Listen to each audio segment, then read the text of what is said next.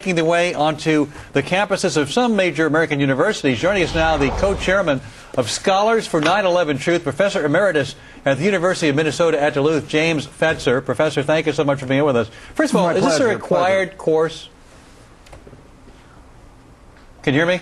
Yeah, go ahead. Is it a required course?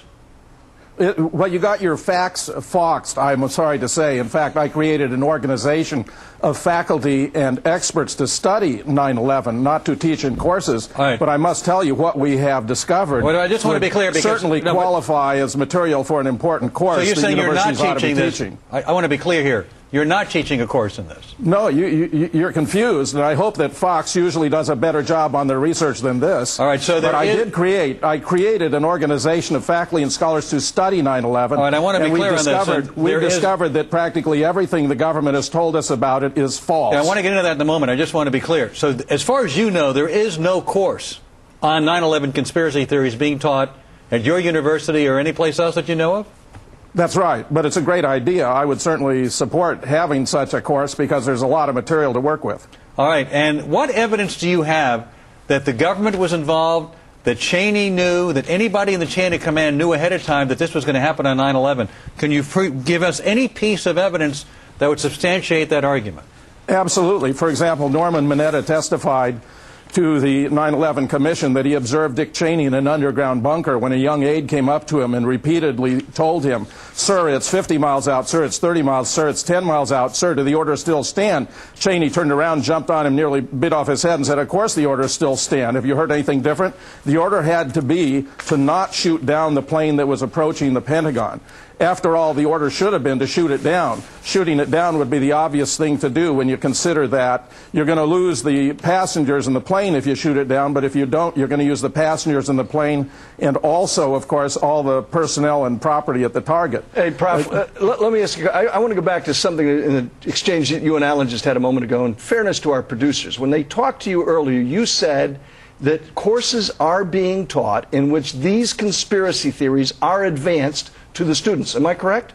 No, you're not correct. Okay. What I said to him was in courses on critical thinking, sometimes issues related to, for example, tax cuts or global warming or reasons for going to war in Iraq might be discussed as examples, but I know of no courses as such that are being taught that way. So let me ask, how big is this group of professors that you've put together, that this organization you've formed, that gives credence, if you will, to the theory you just advanced about 9/11?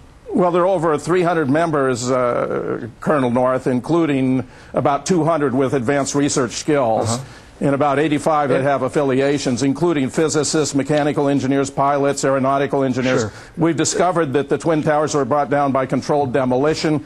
We've discovered that the Osama bin Laden appears to have had nothing to do with it. Help me out here. Having been involved in a couple of controversial undertakings over my years in government service, how many people in the government were part of this conspiracy that you envision? Hundreds, thousands? No, Ollie. I think it's a small number. You know about classified, controlled operations where everything's compartmentalized. Yeah. Do you know, Ollie, that the FBI has confirmed that they have no hard evidence relating Osama bin Laden to the events of 9/11? Are you aware of that? Well, Osama bin Laden himself claims that. I mean, they didn't manufacture those tapes. This is the FBI, Ollie. This is the FBI that has affirmed in the last couple of weeks they have no hard evidence tying Osama bin Laden to 9/11. And so all of these people that died on 9/11 were, as you're articulating, died as a consequence of what our government did. We're trying to find out exactly what happened. Our government has a considerable reputation for telling things that are not true, All right, Ollie. Professor, we thank you very much for coming on tonight. Coming up, former Israeli Prime Minister Benjamin